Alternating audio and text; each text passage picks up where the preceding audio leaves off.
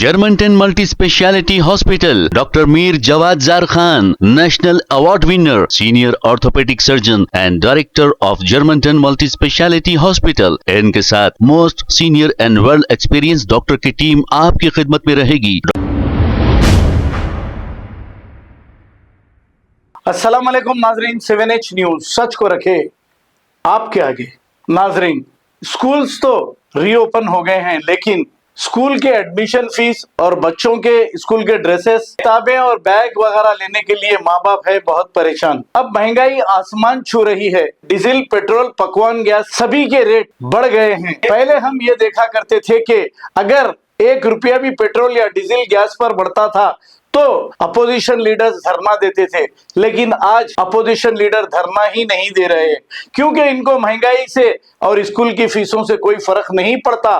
इसलिए कि इनको कारपोरेटर हो या एमएलए हो या एमपी हो, इनको माकूल तनख्वाह रहती है और फिर ऊपर की मलाई तो पूछो मत। ऊपर की मलाई से ये करोड़पति बन जाते हैं, लेकिन अवाम गरीब की गरीब रहती है। अब इन्हें क्या फिक्र रहेगी, लेकिन अवाम बहुत परेशान है।